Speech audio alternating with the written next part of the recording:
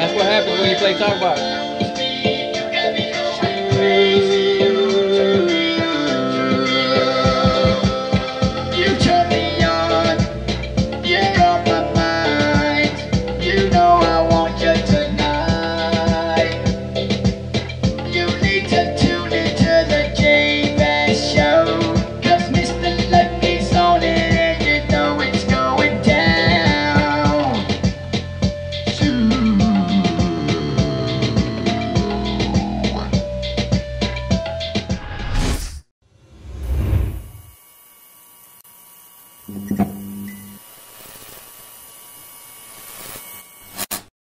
And welcome back to the podcast, ladies and gentlemen. I am your host, JVaz, and you're watching the JVaz Show. Today's show, we are joined by a great friend of the show. He was actually part of the show, still involved in the show with a lot of the ideas that go behind the scenes. But before we take you there, make sure you follow us on all the social media pages at the JVaz Show. Check out the website, thejvazshow.com. Make sure you subscribe to the podcast if you're watching us on YouTube. And if you're listening to us on Apple Podcasts, Google Podcasts, Spotify, or iHeartRadio, make sure you hit the subscribe button and go ahead over to YouTube at the JVaz Show to subscribe to the YouTube channel where you can watch the video version of this podcast. All of those links are on the description of the podcast. And let's get right into this. Joining us today, Mr. Lucky. What's up, bro? What's up, player? What's good? Chilling, man. Chilling. Man, we've been trying to make this happen for the last... It's been a while. It's been a while, and we finally making it happen, bro. So it's something I've been looking forward to. Like I told you earlier, not just because it's you, but it's something I've been on your ass about a lot of the stuff we're going to talk about here. So let's jump right into it, man. For somebody who might not be familiar with you, talk to us about who is Mr. Lucky. Well, first and foremost, bro, I'd like to say that I appreciate the opportunity to be on the show.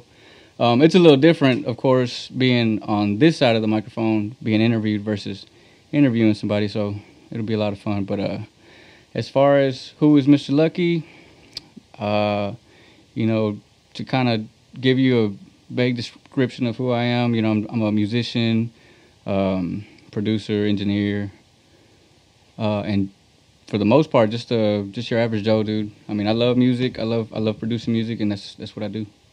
Alrighty, man. Well, shit. As you know, glad you brought that up. As you guys might remember, we did the Coast interview. Was one of the very first interviews we did on the podcast. And this is the man behind the mic. We're actually doing the video footage now, so you can see who Mr. Lucky is. A lot of you guys are familiar with Mr. Lucky. Y'all know Mr. Lucky. But if you don't, then he gets to put face to the voice. Face to the voice. Or voice to the face. How do they say it? I'm not even sure. But you get it. That's a good question. You get it. But all right. So, Mr. Lucky, where are you originally from? I was born in Temple, Texas. I grew up in Central Texas in Belton, and then when I was younger, I was still in elementary when we moved over to Hempstead. So I went to school, elementary in Hempstead, and high school, graduated in Hempstead. Quick little side note: if I'm red in the face, I'm sorry, because I'm a very, very bashful guy. I'm not a very, very I wouldn't say I'm not photogenic. I'm just not real good with cameras, so I'm a little nervous. He's a little shy.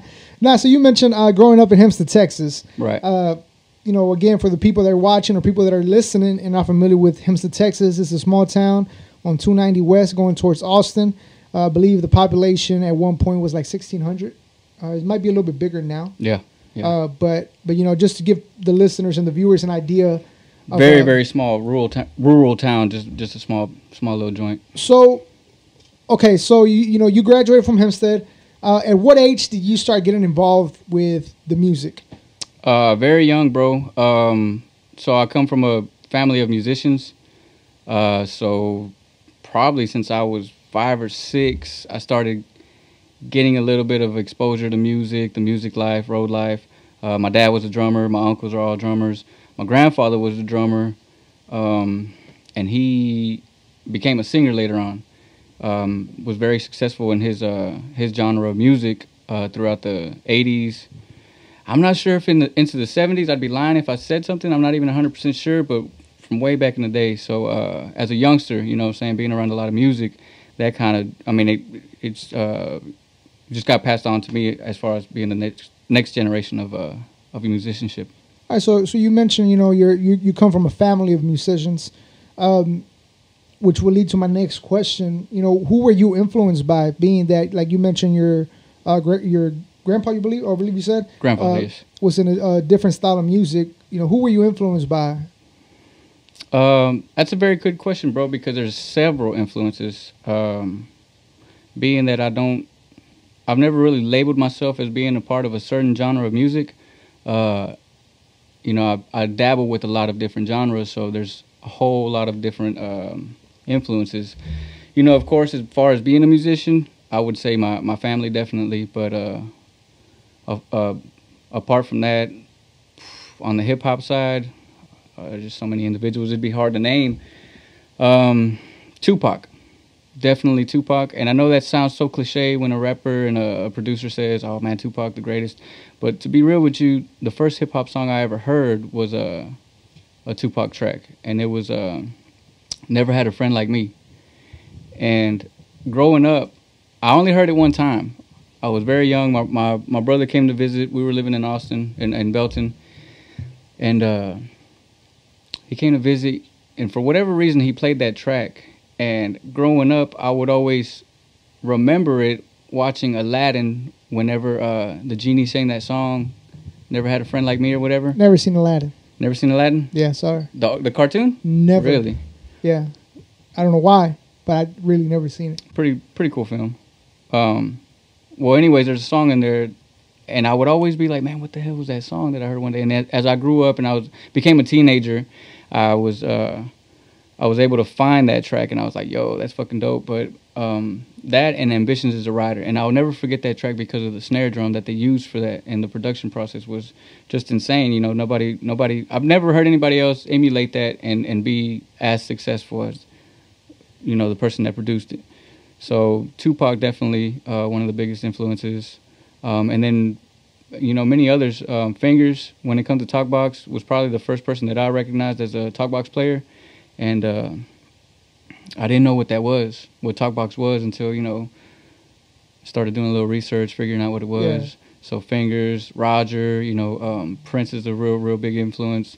I mean, it's just kind of all over the spectrum when it comes to, what your influences. Right. So one that should be a dead giveaway, and the only reason I'm bringing this up is because I remember we were at a bar one time for our friends. We're at Agave.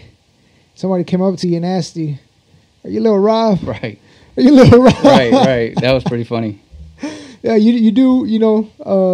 Your goatee, your bald head. I resemble the guy quite a bit. Your style. Right. So yeah, I just wanted to break that up. No, and it's funny you say that because I've gotten stopped several times hanging out somewhere in the city, and somebody be like, "Hey, are you Lil Rob?" Or they'll know I'm not Lil Rob, and they'll be like, "What's up, Lil Rob?" And I can't help but to smile and laugh at it. It's pretty funny, but you're right about that. All right, so we mentioned how you grew up in Hempstead, Texas. You talked to us about your who you were influenced by. Talk to us about growing up in a small town and trying to get your music out. How hard has it been, or what are some of the obstacles that you faced as far as being an artist from a small town, trying to get it into a bigger market, as Houston, Texas, or bigger than that? The biggest challenge coming from a small town is gaining recognition. Excuse me, boss. Let me pop this open. Gaining recognition, bro. Of course you got to have some kind of talent. Otherwise, you're gonna get looked past. But I'd say the biggest challenge, yes.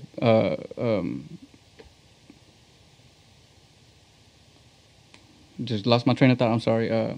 Gaining recognition and then pushing yourself hard enough to kind of get it outside of the small town, mumbo jumbo and people's opinions, and really going hard at whether you're wanting to be a rapper, singer, even to be an actor or a model.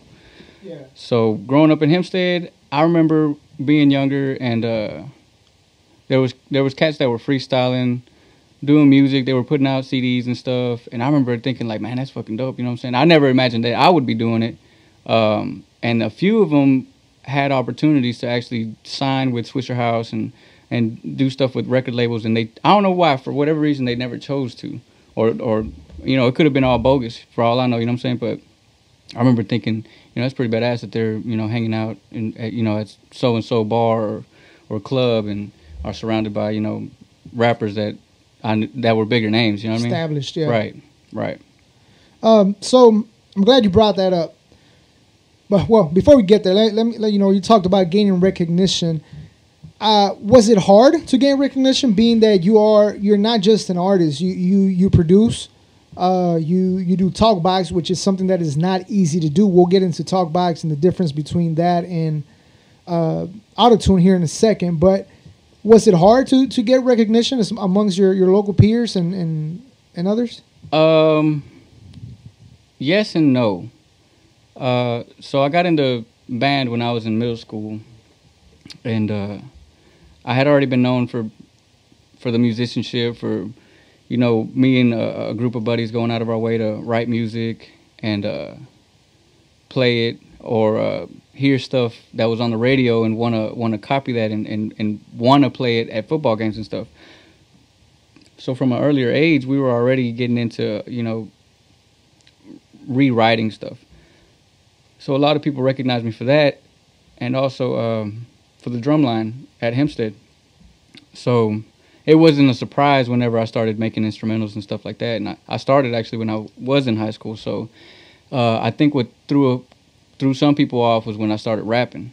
And at first it was kind of more like a hobby, bro. But then I got pretty good at it. And we'd show up at parties and we'd start freestyling and stuff, and freestyle battling. And then I started to build a little name for myself. So then we would go outside of town to, Brookshire, Sealy, Navasota, Brenham, local towns nearby. And people would be like, man, you know what I'm saying? You freestyle? Yeah, I freestyle. And then, murder somebody on the beat, and it'd be fucking badass. And I would feel good about that. And it'd be ever so often when somebody could actually come up with some pretty good, challenging freestyle. So that kind of helped me to establish myself as a rapper. The beats came naturally. So then from there, it kind of just built up slowly. It built up slowly, but it got to where it is today. You talked about showing up to parties, freestyling, and how other artists, other local artists were doing the same. Was there ever any competition or anything around those? I don't know. I don't want to call it beef because I don't think it was any of that. It might have been. So I'll let you answer that. But was there any ever competition amongst other local up and coming musicians? I wouldn't say there was ever any competition as far as a race to, put out new work or get signed. I think there was a lot of lack of communication between other peers that rapped or were looking to make a rap career. And for whatever reason at that time, nobody reached out to, the next guy to say, hey, let's collaborate. It almost felt like you were begging somebody to be on a song. But at the same time, you're talking about names that aren't established whatsoever in the music industry. And if you did pitch a collaboration idea to somebody, they'd be like, oh, well, toss me some money. Toss you some money. I get it. But, why not just let's do the song. Let's see where we can. We just work? Let's work on this. Let's do something and see where it can go. So there was never really any competition. I wish there would have been more of almost like a coalition within our town to see if we could get something started, something rolling, I wouldn't say a group thing, because I did get approached a few times from individuals to do a group of rappers, and that I wasn't really feeling it, because I thought to myself, well, then you're kind of stuck with everyone else's idea and votes and all that versus being kind of on your own and making your own decisions. I would have much rather have just worked with it, whoever wanted to do a collaboration. So one of the things that really catches my attention, I mean, I see it right now, it's off camera, but I see you have a collection of different vinyl records. And from what I know you got a different taste of music, as far as you don't just listen to hip hop, you listen to a little bit of everything. Right. And being that you come from a family that was not really into hip hop, it was a different style of music. Why was hip hop it? Like, why did that attract you to get involved into the music industry? It's a pretty good question. I remember when being younger, riding with my dad and shit, or just wherever we were going, there was never hip hop on the radio. My dad disliked it for whatever reason. I mean, he's straight up Mexican. We're gonna jam some Tejano, some Mexican music, some banda, some something. You know what I'm saying? But we ain't jamming no rap. And so I'm assuming, just kind of trying to gather myself on how things were back then, that it was like almost like a sin to jam some shit like that. So it was very attractive to wanna listen to hip hop. But this is early hip hop, so you're talking about gangster rap. So I mean, my dad sees Tupac on TV get spitting at cameras and shit. Of course, he ain't gonna like it. Yeah. But my dad's always been real cultural and stuck to the roots of what music is for him. So I mean, he wanted to bring me up as well the same way. So not only did you come up with a background in your family as far as musicians, you went to school for music engineering, correct? Right. Talk to us about that, and what all did you get from that? A lot of debt for sure. But if you're gonna pursue a career, man, go in hard. You know what I'm saying? It'll pay off in the end, but you gotta be committed. I gained a lot of knowledge on the book side. There was a lot of things that I learned at school that I was already aware of, just didn't know the technical terms for. So it helped out a lot on the technical side. But I constantly read. I went to school back in 2010. And even till this day, I still constantly try to keep up with, what's going on as far as tweaking parameters or whatever. I constantly read new mastering techniques and mixing techniques. So it's always a learning process. That's the thing about mixing, mastering, and production that I think a lot of people don't fully grasp, is that there's more to it than just slapping, a couple samples together and some drums. There's an art to it. I was fortunate enough to be taught by a professor who happened to be at Abbey Road and was an engineer there when the Beatles recorded at Abbey Road. So that was amazing. Another of my professors that taught me Pro Tools was the drummer for a band called Head East. So that was cool, and I actually have one of their vinyl records that I decided to collect. But for the most part, school was pretty good, man. But it was tough. It's a tough road. There's so much stuff to learn, and like I said, you never really stop learning.